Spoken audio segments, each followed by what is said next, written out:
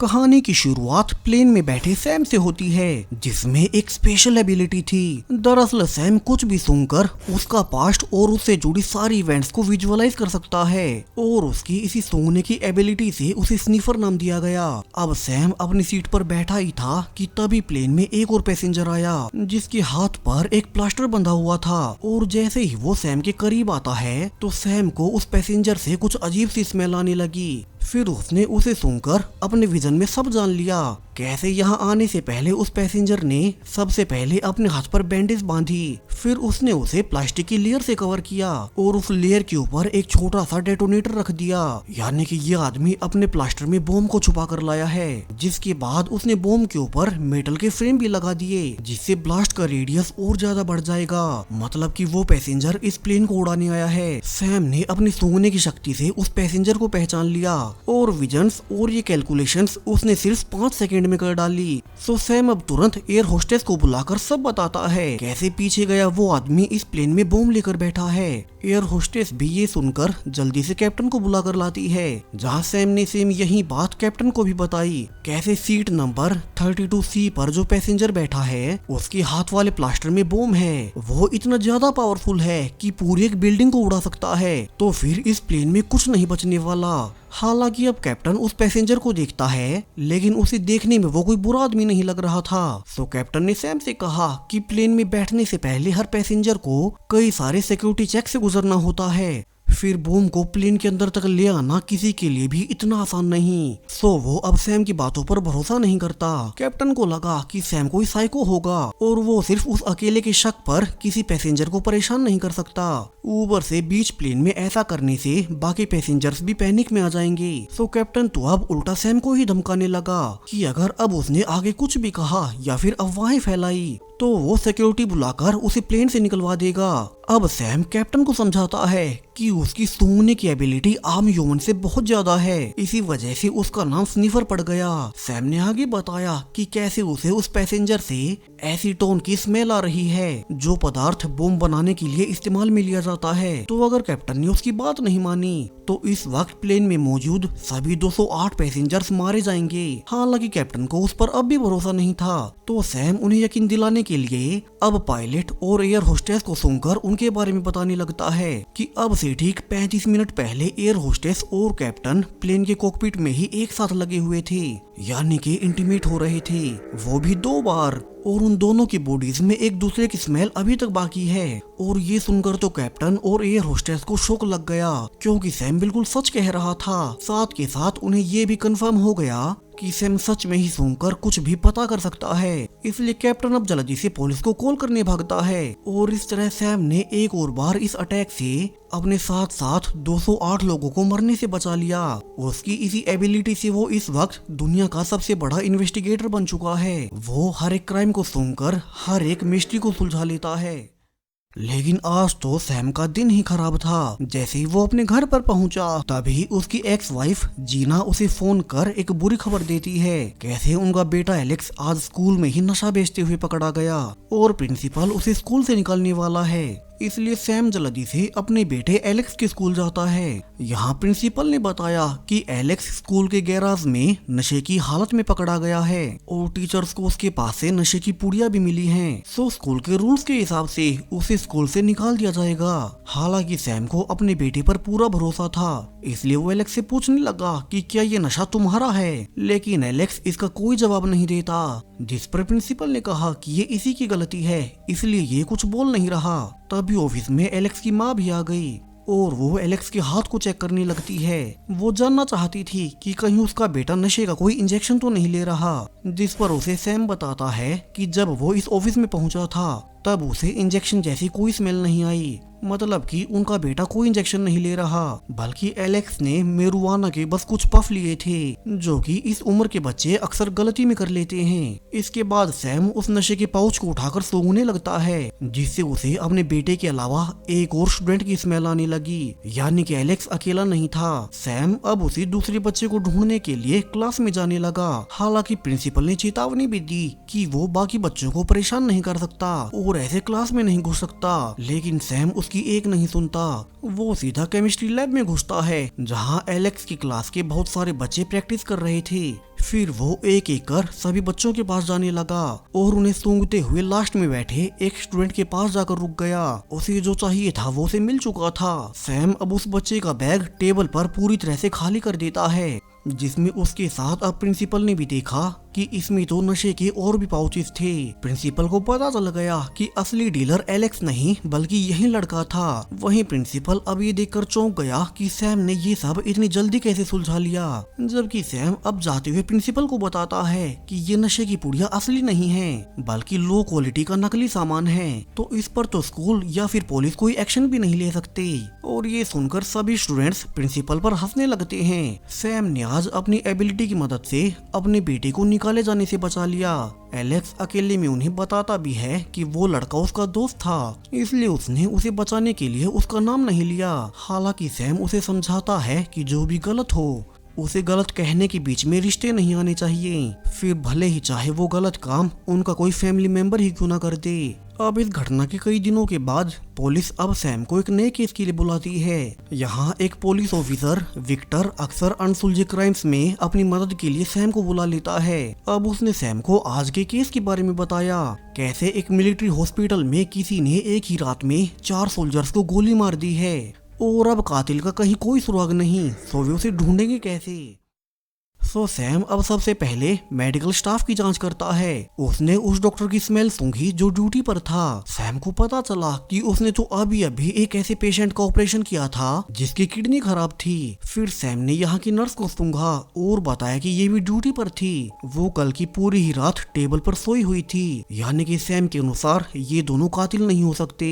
इसके बाद सैम उसी क्राइम रूम में जाता है। उसने गहरी सांस ली और उसे फाइनली उस किलर की स्मेल मिल ही गई। अब सैम के अनुसार जितना वो उस स्मेल से जान पाया है, उस कातिल की उम्र 20 से 25 साल के बीच है। वहीं उसने इस क्राइम से पहले शराब पी थी, शायद से इन सब को मारने के लिए, हिम्मत जुटाने के लिए। साथ ही उसके शरीर पर चोट को ठीक करने वाले एक क्रीम की गंध थी। सो डॉक्टर अब कल का मेडिसिन रिकॉर्ड निकालता है। उन्हें पता चला कि कल ही ये क्रीम उनके एक सोल्जर ने ली थी। तो सैम और ऑफिसर विक्टर अब दोनों तुरंत उसी बैरक में जाकर उस सोल्जर को ढूंढने लगते हैं। लेकिन जब सैम ने उस सोल्जर को सूंघा तो उसके शरीर पर पिछले कई दिनों से शराब की कोई स्मेल नहीं थी, यानी कि सैम के अनुसार ये भी कातिल नहीं हो सकता।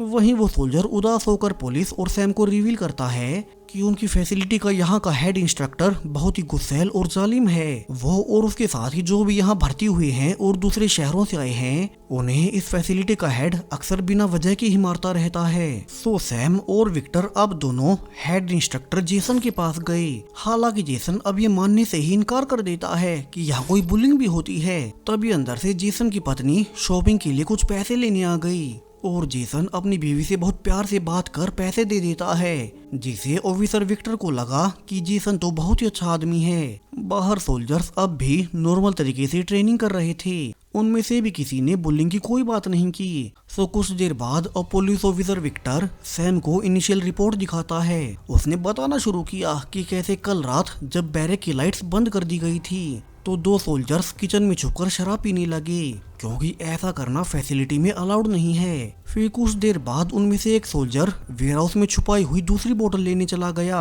उसी वक्त एक मास्क पहने हुए आदमी फैसिलिटी में घुसा, जो कि ब्लैक कपड़ों में था, ताकि रात के अंधेरे में वो दिखाई ना दे। वहीं उसके पास एक एडवांस गन थी। सोल्जर उसे देखकर घबरा गया, जैसे वो उसे पहले से जानता हो, और फिर कातिल ने सोल्जर पर गोलियां चला दी। जबकि दूसरा सोल्जर जो कि वेयरहाउस में गया था, गन शॉट की आवाजों को सुनकर वो डर गया और उसने दरवाजा अंदर से बंद कर लिया। किलर ने वो दरवाजा खोलने की कोशिश की, लेकिन जब वो दरवाजा नहीं खुला तो वो लोग पर गोलियां चलाकर बाहर भाग जाता है। और जब तक बाहर से पेट्रोलिंग वाले सोल्जर्स अंदर आते, तब तक वो किलर कुल मिलाकर 4 लोगों को गोली मारकर भाग चुका था। अब सैम ने ये जानकर ऑफिसर विक्टर से कहा कि वो किलर बड़ी आसानी से फैसिलिटी में घुस गया, इसका मतलब उसे कोई शॉर्टकट रास्ता पहले से पता होगा। वहीं उसने स्पेसिफिकली इन 4 सोल्जर्स को चुनकर मारा है, उसने बाकियों को नहीं मारा, यानी कि वो इन चारों को पहले से जानता था। तभी और जांच करने पर किचन में सैम को एक ऊन का काला धागा मिल गया। इस बार उसे किलर की गन थी। जिसे सुनकर सैम ने तभी बता दिया कि इसमें से उसे सिंथेटिक लेदर की गंध आ रही है। ऐसा लेदर जिसे कि बस की सीट्स को बनाने में इस्तेमाल किया जाता है। वहीं लेदर की स्मेल बहुत ज्यादा तेज है, यानी कि वो किलर यहाँ तक किसी नई बस में आया होगा। तो अब अगर वे उस नई बस को ढूंढ ले तो शायद वो किलर भी पकड़ा जाएगा। वहीं दूसरी ओर ठीक इसी टाइम फैसिलिटी के हेड जेसन की पत्नी को किसी अननोन नंबर से मैसेज आता है कि वो शाम को 6 बजे उसे मिलने आ जाए। दूर से उसे देखकर जेसन पूछने लगा कि क्या हुआ, लेकिन उसकी पत्नी झूठ बोल देती है कि ये उसकी दोस्त का मैसेज था और वो उसके साथ शॉपिंग पर जाएगी। यानी कि इस फैसिलिटी के हेड जेसन की पत्नी का कोई बड़ा राज है जो वो सबसे छुपा रही है। तो वहीं सैम और ऑफिसर विक्टर अब तक बस कंट्रोल सेंटर पर पहुंच चुके थे और यहाँ वे इस सेंटर की सबसे नई बस को ढूंढकर उसे रुकवाते हैं। विक्टर ने ड्राइवर से पूछा कि क्या उसने कल रात किसी ऐसे आदमी को देखा था जिसने काले रंग के कपड़े पहने हों। ड्राइवर को वो आदमी तुरंत याद आ गया क्योंकि वो आदमी बार बार अपने स्कार्फ से चेहरा ढक रहा था और वो बस में सबसे अजीब भी लग रहा था। तो ड्राइवर अब सैम और पुलिस को जहाँ से वो आदमी चढ़ा था उन्हें वो उसकी लोकेशन बता देता है, जिससे सैम और इंस्पेक्टर विक्टर आखिरकार उस किलर के घर तक पहुँच ही जाते हैं। दोनों बड़ी सावधानी से अंदर घुसते हैं, लेकिन अब तो यहाँ कोई भी नहीं था। तभी सैम ने गहरी सांस ली और उसे गन की स्मेल आने लगती है, यानी कि वे सही दिशा में हैं। फिर उन्हें एक काला बैग मिल गया जिसमें गन्स, बुलेट्स और एक डायरी थी। ये डायरी एक सोल्जर की थी, यानी कि वो किलर भी रोजर नाम का एक सोल्जर ही है। वहीं इस डायरी में किलर रोजर और हेड कोच जेसन की बीवी का फोटो था, यानी कि जेसन की पत्नी और इस किलर में कोई तो कनेक्शन है। वहीं दूसरी ओर अब 6 बजने पर हेड जेसन की पत्नी उसी किलर रोजर से मिलने चली गई और यहाँ से कहानी में बहुत बड़ा ट्विस्ट आता है। दरअसल ये औरत असल में जेसन की नहीं बल्कि इसी किलर रोजर की पत्नी थी।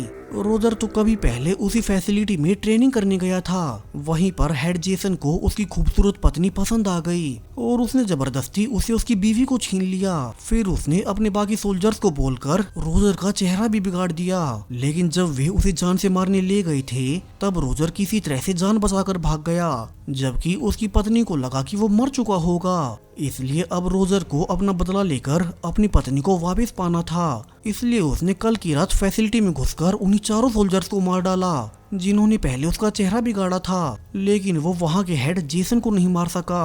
अब दोनों असली पति पत्नी आपस में मिल ही रहे थे कि तभी पीछे से जेसन ही आ गया। दरअसल उसने लड़की को मैसेज पढ़ते हुए देख लिया था, तभी उसे शक हो गया और वो उसका पीछा करते हुए यहाँ तक आ गया। अब हेड जेसन गुस्से में कहता है कि इस बार तो वो उन दोनों को यही मार देगा। सो सोल्जर रोजर अब अपनी पत्नी की जान बचाने के लिए अपनी पत्नी को भागने को कहकर खुद हथियारबंद जेसन से लड़ने लगता है, लेकिन इसी झड़प के बीच हेड जेसन ने उसे गोली मार दी और रोजर की यही मौत हो जाती है। दूसरी ओर वो लड़की वहां से भागकर किसी तरह से एक वेयरहाउस में छुप गई, लेकिन कुछ ही देर के बाद हेड जेसन उसके पीछे यहाँ भी आ गया। लेकिन अब अपने पति की मौत से गुस्सा होकर वो पीछे से जेसन के ऊपर एक लोहे की रोड से अटैक कर देती है और वो उसे तब तक मारती रही जब तक वो कमीना मर नहीं गया।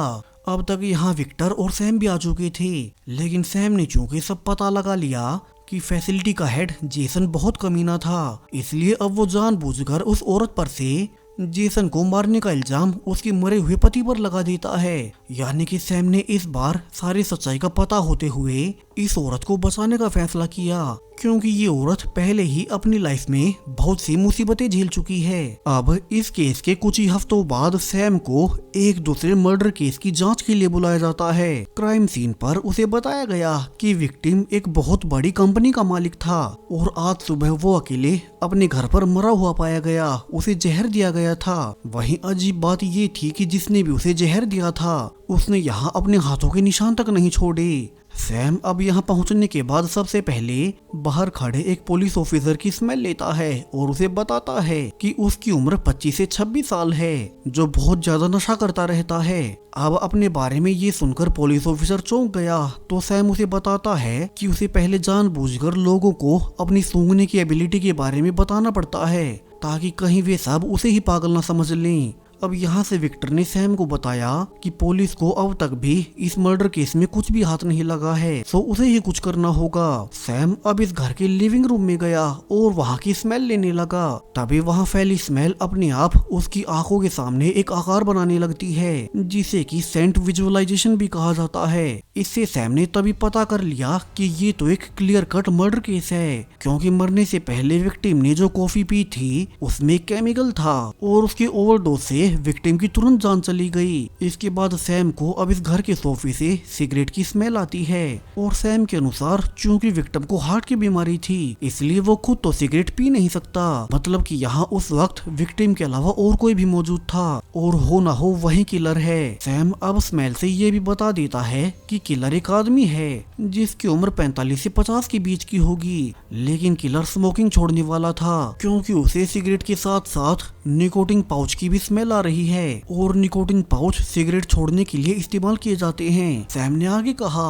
कि इस कंपनी के ओनर को मारने के बाद किलर यहाँ से उसका बैग लेकर भाग गया जिसमें करोड़ों डॉलर्स की नोट थी। वहीं ये सारे नोट्स बर्लिन के एक बैंक में प्रिंट किए गए थे, क्योंकि पूरे विश्व में एक वही बैंक है जो कि नोटों को प्रिंट करते समय एल्यूमिनियम ऑक्साइड का इस्तेमाल करता है। यहाँ आने के सिर्फ थोड़ी ही देर में सैम ने सब कुछ पता कर लिया।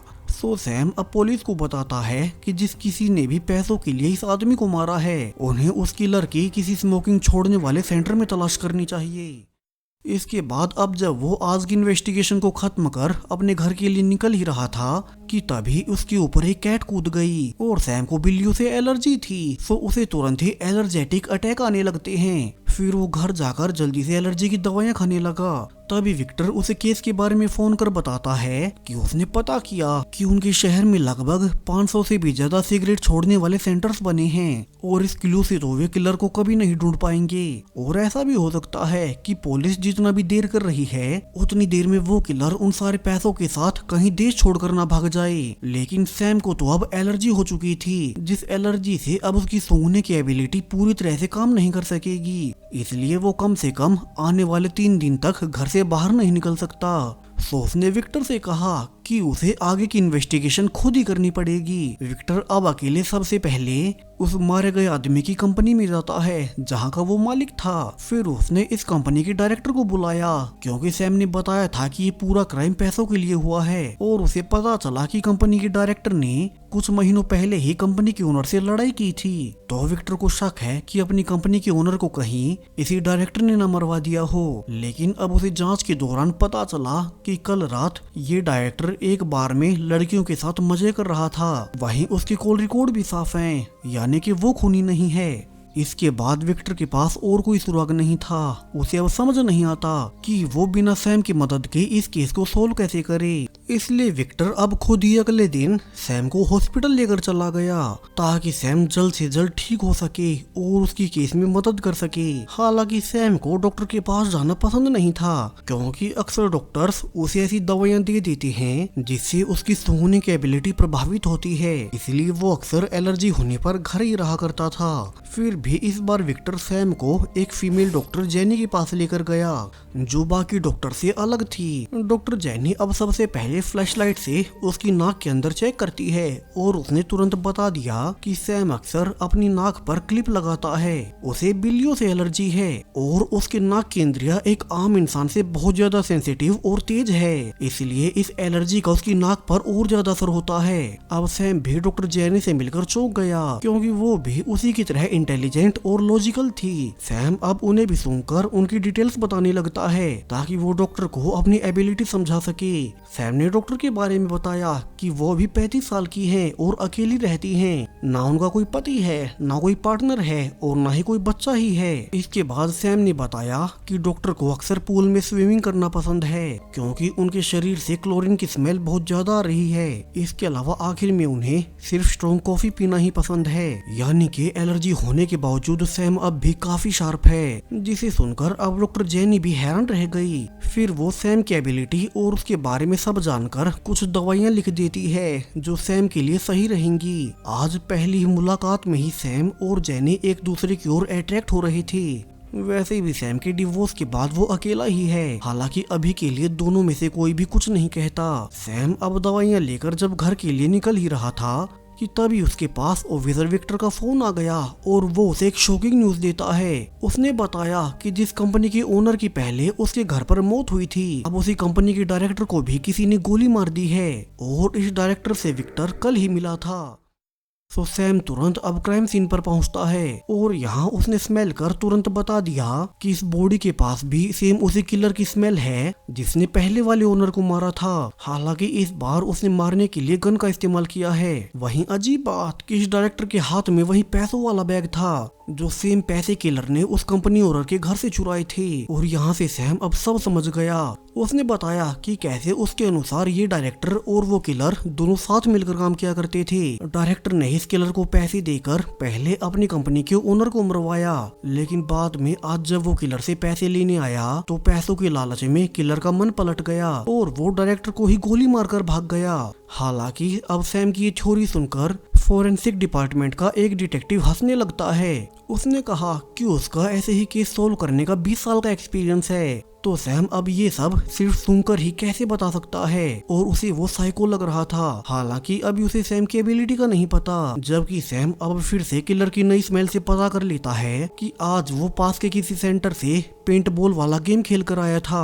तभी पुलिस को उस किलर के बैग से प्लास्टिक और स्क्रैप पेपर मिल गया, जिस पर सैम अब घर जाकर उस पर रिसर्च करने लगता है। तभी कुछ देर बाद उसने विक्टर को फोन करके बताया कि उनके पूरे शहर में सिर्फ एक ही सेंटर है जहाँ की पेंट में टाइटेनियम ऑक्साइड का इस्तेमाल होता है और स्क्रैप पेपर वेयरहाउस ठीक उसके बगल में है, यानी कि किलर वहीं होगा। इसलिए सैम और विक्टर तुरंत उसी जगह पर पहुंच गए। यहाँ आने के बाद सैम उस सेंटर को हर जगह से सूंघने लगता है ताकि उसे उसी सिगरेट की स्मेल मिल जाए जो कि उसे कंपनी ओनर के घर पर आ रही थी। तभी वहाँ 45 से 50 साल के बीच का एक आदमी आ गया और सैम का सीधा शक उसी पर जाता है। लेकिन चूंकि यहाँ अभी सभी को पसीने आए हुए हैं तो पहले उसे गेम खेलने का नाटक कर कंफर्म करना होगा कि यही वो किलर है। जिसके बाद अब सेंटर में आए सभी लोग अपना हेलमेट लगाते हैं और फिर वे अपनी अपनी गन्स लेकर पेंट बॉल गेम खेलने लगी, जबकि सैम को तो यहाँ सिर्फ सिगरेट और निकोटिन की स्मेल कंफर्म करनी थी, जो कि उसने थोड़ी ही देर में कर भी ली,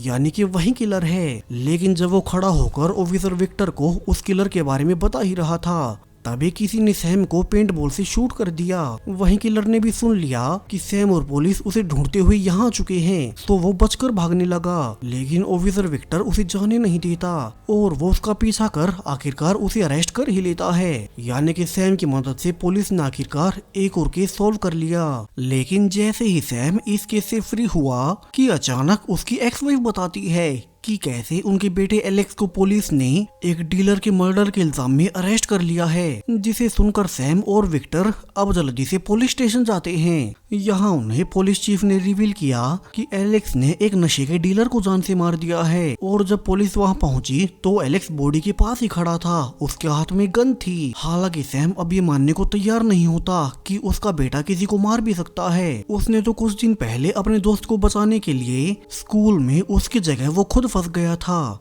वहीं अब अजीब बात कि पुलिस चीफ सैम को उसके बेटे से मिलने नहीं देता, क्योंकि चीफ को लग रहा था कि दोनों बाप बेटे मिलकर कोई प्लान बना लेंगे और फिर एलेक्स अपने गुनाह से मुकर जाएगा। वहीं सैम को तो ये बात बिल्कुल भी हजम नहीं होती। वहीं उसने जो पुलिस के लिए इतने सारे केस सॉल्व करने में मदद की थी, फिर भी वे उसके साथ ऐसा सलूक कर रहे हैं, इसलिए वो अब अपनी नोज क्लिप निकालकर गहरी सांस लेता है। फिर उसने पुलिस चीफ को सुनकर उसके बारे में बताना शुरू किया, कैसे वो 45 साल का है, उसके बीवी बच्चे नहीं हैं, उसने लाइफ में कभी स्मोकिंग नहीं की और उसके शरीर से मधुमक्खियों की स्मेल आ रही है, यानी कि उसका एक बी फार्म भी है। अब ये सुनकर जो पुलिस चीफ भी हैरान रह जाता है, क्योंकि सैम की बताई उसके बारे में एक एक बात सच थी। वहीं इसके बाद सैम गुस्से में कहता है कि बेशक से वो उसे उसके बेटे से मिलने ना दे, लेकिन वो इस केस की सच्चाई जानकर ही रहेगा। जिसके बाद सैम और विक्टर क्राइम सीन पर निकल गए। यहाँ इंस्पेक्टर विक्टर ने भी सैम की मदद करने का फैसला किया था, वो भी पुलिस चीफ के मना करने के बावजूद, क्योंकि उसे सैम पर भरोसा है। अब दोनों दोस्त चुपके से उसी घर के अंदर घुस जाते हैं जहां ये क्राइम हुआ था। सो सैम अब यहाँ भी सुनकर सारी इवेंट्स को विजुअलाइज करने लगता है। उसे पता चला कि कत्ल के समय एलेक्स यही मौजूद था, लेकिन एलेक्स तो समय जमीन पर बेहोश पड़ा था और किसी ने उसके हाथ में जानबूझकर गन दी थी। वहीं जब यहाँ पुलिस आई तो उस समय इस घर में एलेक्स के अलावा पुलिस चीफ और 2 पैरामेडिक नर्स भी मौजूद थे, जो कि पूरी तरह से नॉर्मल है क्योंकि तब पुलिस यहाँ इन्वेस्टिगेशन के लिए आई होगी। लेकिन अब भी सैम को कुछ गड़बड़ महसूस हो रही थी, इसलिए वो फिर से गहरी सांस लेता है। लकीली इस बार उसे एक गनमैन की स्मेल आ गई, जिसकी उम्र लगभग 35 से 37 साल के बीच की है। आगे सैम अब वहाँ लगे एक फ्लोर लैंप के पीछे के हिस्से को सूंघता है। फिर उसने बताया कि इस लैंप के पीछे किसी ने 3 किलो नशा रखा हुआ था। सो सैम के अनुसार उसी किलर ने इस 3 किलो के नशे के लिए मर्डर किया है। फिर उसने इसके इल्जाम में उसके बेटे एलेक्स को फंसा दिया।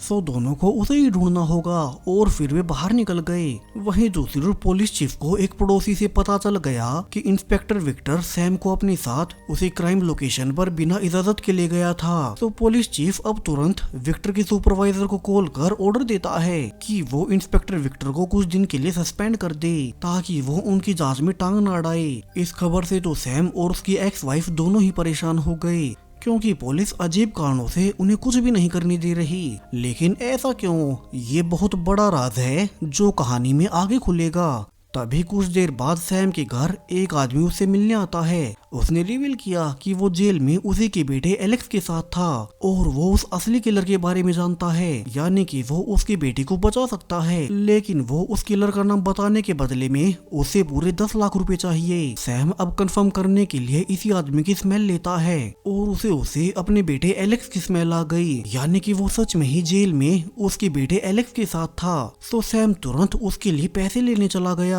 तभी वो आदमी अब अकेलेपन का फायदा उठाकर सैम के घर रखे सोने के कप चुराने लगता है।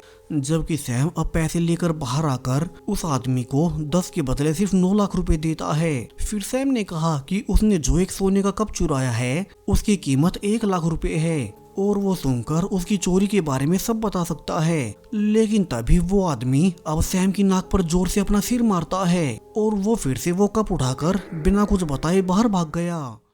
वहीं कुछ देर बाद जब विक्टर को सैम के बारे में पता चला तो वो उसे तुरंत हॉस्पिटल लेकर भागता है। आज भी यहाँ डॉक्टर जेनी ही थी, जिससे सैम पहले से अट्रैक्टेड है। तो वो उसका हाथ पकड़ने लगा, लेकिन तभी सैम को रियलाइज हुआ कि अब उसे जेनी की स्मेल नहीं आ रही। इसलिए सैम अपने पास रखे हुए ऑरेंजेस को उठाकर उनकी स्मेल लेने लगता है। लेकिन अब अजीब कारणों से वो किसी भी चीज को सूंघ नहीं पा रहा था और सैम को यहाँ से सब समझ आ गया कैसे उस चोर को उसके घर किसी ने जानबूझकर भेजा था, ताकि वो उसकी नाक पर वार कर उसकी सूंघने की एबिलिटी खत्म कर दे और वो इस केस को सोल्व न कर पाए, ना ही अपने बेटे को बचा पाए।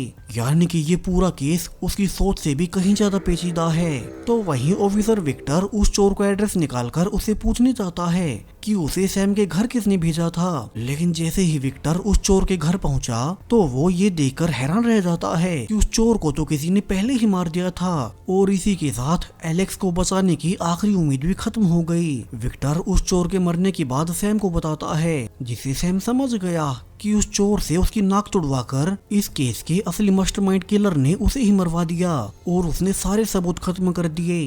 तभी विक्टर को एक कॉल आता है और उसे पता चला कि जब वो मर्डर हुआ था उसके तुरंत बाद क्राइम सीन पर पुलिस चीफ तो कभी गए ही नहीं, बल्कि उन्होंने अपनी ओर से पैरामेडिक टीम को भेजा था। जबकि सैम अब ये सुनकर हैरान हो गया, क्योंकि जब वो उस डीलर के घर गया था तब उसे वहाँ पर पुलिस चीफ की भी स्मेल मिली थी, जिसे सैम अब तुरंत समझ गया कि यानी कि उस घर में जो दूसरा गनमैन था वो कोई और नहीं बल्कि खुद पुलिस चीफ ही था। और सैम को यहाँ से अब धीरे धीरे सब समझ आने लगा कैसे पुलिस चीफ को भी हमेशा से उसकी सूंघने की एबिलिटी के बारे में पता था, इसलिए उसने जानबूझकर उस चोर को उसके घर भेजकर उसकी नाक ही डैमेज कर दी, ताकि सैम अपने बेटे के केस को इन्वेस्टिगेट न कर पाए और उसे पकड़ न पाए। यानी कि पुलिस चीफ ही असली किलर है, जिसने पहले उस डीलर को जान से मार दिया, फिर उसके जुर्म में सैम के बेटे एलेक्स को फंसा दिया। फिर इसका मतलब ये है कि उस लैंप के पीछे रखा हुआ 3 किलो से ज्यादा नशा पुलिस चीफ के पास ही होना चाहिए। तो अब अगर वे उस 3 किलो से ज्यादा नशे को ढूंढ लें, जो कि उन्हें पता है कि वो पुलिस चीफ के ही पास है, तो उनके पास सारे सबूत हो जाएंगे। यहाँ भले ही सैम ने कुछ समय के लिए अपने सोने की एबिलिटी खो दी है, लेकिन उसका दिमाग अब भी बहुत तेज चलता है। अब सैम को पता था कि पुलिस चीफ का एक मधुमक्खी पालने का फार्म है, इसलिए उसे बहुत ज्यादा उम्मीद है कि चीफ ने 3 किलो से ज्यादा नशा वहीं छुपाया होगा जहाँ किसी को शक न हो। सो सैम और विक्टर अब सबसे पहले एक हैकर को हायर करते हैं। फिर दोनों ने अपना भेष बदल लिया ताकि उन्हें कोई पहचान न सके। इसके बाद दोनों भेष बदलकर पुलिस चीफ के मधुमक्खी फार्म पर पहुंच गए, जहां वे हर जगह सीसीटीवी कैमरास लगा देते हैं। फिर उन्होंने अपने प्लान के अनुसार चीफ के पड़ोसन को फंसाने के लिए फार्म की खिड़की पर पत्थर मारकर उसका कांच तोड़ दिया और वहां से भाग गए, जिसे पड़ोसन को लगा कि कुछ चोर फार्म में घुस गए हैं, इसलिए वो तुरंत पुलिस चीफ को कॉल कर बुला लेती है। तो वहीं दूसरी ओर सैम और विक्टर अब भागते हुए हैकर के पास आ गए, जो इस बी फार्म से कुछ ही दूरी पर छुपकर बैठा था। आगे वो हैकर अब सारे कैमरास को अपने लैपटॉप से कनेक्ट कर लेता है, यानी कि हर ओर की रिकॉर्डिंग शुरू हो गई। दूसरी ओर पुलिस चीफ को अब चोरी की खबर मिलते ही वो भागता हुआ अपने फार्म पर पहुंच गया, लेकिन अब वो सरप्राइजिंगली फार्म हाउस के अंदर न जाकर सीधा एक बी हाइव के बॉक्स के पास जाता है। दरअसल यही वो जगह थी जहां उसने 3 किलो से ज्यादा नशा छुपाया था, और जब उसे पता चला कि उसके फार्म में चोर घुसे हैं तो वो डर गया कि कहीं वे उसके नशे को न ले गए हों। लेकिन उसे ये नहीं पता था कि ये सब सैम और विक्टर का ही एक ट्रैप था, और वो अब इस ट्रैप में फंसते हुए उस नशे के साथ कैमरे में रिकॉर्ड हो गया। लेकिन तभी उसका ध्यान कैमरा पर जाता है, जबकि सैम और विक्टर के पास अब तक पुलिस चीफ के खिलाफ सारे सबूत आ चुके थे, इसलिए वे लोग पैकअप कर जल्दी से यहाँ से निकलने की तैयारी करने लगे। लेकिन तभी चीफ वहीं आकर उन सब पर गन पॉइंट कर देता है। उसने कहा कि वो उन दोनों को मार देगा ताकि उसके खिलाफ कोई सबूत न बचे। लेकिन तभी पुलिस चीफ के पीछे वहीं हैकर चुपके से आकर अपने ब्रीफकेस को जोर से खोल देता है, जिसे चीफ डिस्ट्रैक्ट हो गया। तभी सैम इसी डिस्ट्रैक्शन का फायदा उठाते हुए चीफ पर अटैक कर देता है और उसे काबू कर लेता है। अब तक यहाँ पुलिस भी आ चुकी थी क्योंकि विक्टर ने उन्हें पहले ही बुला लिया। वहीं अब तो उनके पास पुलिस चीफ के खिलाफ सारे सबूत थे। उन्हें पता चला कि पुलिस चीफ पिछले काफी समय से उस नशे की डीलर से पैसे लेकर उसे बचाता था, लेकिन उस दिन गलती से एलेक्स पुलिस चीफ और उस डीलर की मीटिंग में पहुंच गया और उसने उन्हें एक साथ देख लिया। इसलिए पुलिस चीफ ने पहले डीलर को मारा और फिर उसके कत्ल के इल्जाम में एलेक्स को फंसा दिया। इसलिए ही वो शुरू में सैम को अपने बेटे से मिलने नहीं दे रहा था। फिर उसी ने एक चोर को सैम के घर भेज उसकी नाक तोड़ दी ताकि वो कुछ पता न कर पाए। लेकिन अब सच्चाई पता चलने के बाद पुलिस चीफ को गिरफ्तार कर लिया जाता है, जबकि एलेक्स को रिहा कर दिया गया। सैम अब अपने बेटे का केस सोल्व करने के बाद पूरा 1 महीना अपने घर पर आराम करता है ताकि उसकी नाक जल्द से जल्द ठीक हो जाए और फिर से वो क्राइम सोल्व करने में पुलिस की मदद कर सके। लकीली कुछ ही हफ्तों में उसकी सूंघने की एबिलिटी फिर से वापस आ गई। लेकिन अब इस दौरान जब सैम अपने घर पर आराम कर रहा था तभी उसके लिए एक मिस्टीरियस पैकेज आ गया। सैम ने बॉक्स खोला तो इसमें एक पेन और एक पेपर था, और अजीब बात की पेन में कोई स्मेल नहीं थी। वहीं पेपर पर सिर्फ 2 वर्ड लिखे थे, सेव हर, यानी उसे बचा लो। सो सैम अब तुरंत विक्टर को फोन कर इस लेटर के बारे में बताता है। अब इस लेटर में कोई स्मेल नहीं थी, लेकिन सिल्वर पेन से उसे हल्की सी स्मेल आ रही है, और सैम के अनुसार ये स्मेल एक सुनहरे बालों वाली औरत की है जिसकी उम्र 25 से 30 साल के बीच होगी। इसके अलावा पेन से घोड़े की स्टेबल और पेपरमिंट की हल्की सी स्मेल आ रही थी, और इसे तो सैम और विक्टर ने तुरंत लोकेशन निकाल ली। लेकिन जब तक वे उस लोकेशन पर पहुंचते तब तक वो औरत ऑलरेडी मर चुकी थी। अब सैम बॉडी से स्मेल सूंघता है, लेकिन उसे मारने वाले की कोई खुशबू नहीं मिलती, और ये बात उसे बहुत अजीब लगती है। ठीक तभी सैम के पास उस लड़की के किलर का कॉल आ गया। उसने कहा कि सैम ने अब तक बहुतों को जेल पहुंचाया है, लेकिन अगर उसमें हिम्मत है तो सूंघ कर उसे पकड़ कर दिखाए, और ये तो सिर्फ शुरुआत भर है, अभी वो बहुतों को मारेगा। जबकि सैम को अब ये सुनकर बहुत गुस्सा आता है। उसे ये तो साफ था कि ये वाला किलर सिर्फ सैम को ही निशाना बना रहा है, और उसे उसकी सूंघने की एबिलिटी का ऑलरेडी पता है, इसलिए वो पूरी तैयारी के साथ सब कर रहा है। लेकिन ऐसा क्यों, सैम को यही जानना था। तभी विक्टर को क्राइम सीन पर एक दूसरा बॉक्स मिलता है, और फिर से सैम की सूंघने पर इस बार भी उस पर कोई स्मेल नहीं थी। अंदर फिर वही दोनों चीज थी जहां पेपर पर लिखा था कि वो यही उनके आसपास है। जबकि पेन से इस बार इंजन ऑयल और गैसोलीन की मिली जुली स्मेल आ रही थी। दरअसल ये तो मोटरबोट इंजन की स्मेल थी, साथ ही सड़ी हुई लकड़ी जो कि झीलों और तालाबों में होती है। इसका मतलब था कि अगला टारगेट कोई बोटमैन है। पेन के साथ में शैम्पू की खुशबू भी थी, जिससे सैम ने अंदाजा लगा लिया कि इस बार टारगेट कोई ग्रे बालों वाला लगभग 50 साल का आदमी है। तो दोनों तुरंत इस टाउन की इकलौती लेक में जाते हैं और उन्होंने फाइनली उस बोटमैन का पता लगा लिया। लेकिन थोड़ी देर बाद सैम को वही आदमी एक छोटी सी बोट में मरा हुआ मिलता है। इस बार भी उसकी बॉडी पर उस किलर की कोई स्मेल नहीं थी। सैम अब सोच में पड़ गया कि क्या ये किलर कोई ऐसा आदमी है जिसे कभी उसने जेल भेजा हो और वो उसे अब बदला ले रहा है। इसी बीच किलर ने फिर से फोन नंबर बदलकर सैम को कॉल कर दिया। उसने कहा कि अगर वो उसके अगले टारगेट को नहीं बचा पाया फिर तो वो उसकी फैमिली मेंबर्स को मारना शुरू कर देगा। जबकि सैम अब उसके सामने बेबस नहीं होना चाहता। इस बार उसका सामना किसी आम किलर से नहीं बल्कि किसी ऐसे किलर से था जो सैम के बारे में सब जानता है। वहीं पुलिस ने उसे लेटर भेजने वाले की जानकारी निकालने की कोशिश की, लेकिन उन्हें कुछ नहीं मिलता। अजीब बात, डिलीवरी कंपनी के पास भी कोई जानकारी नहीं थी, जैसे वो पैकेज अचानक हवा में आ गया हो। वहीं सैम के पास आने वाला फोन नंबर भी हर बार नया होता, इसलिए उसे ट्रेस भी नहीं किया जा सकता।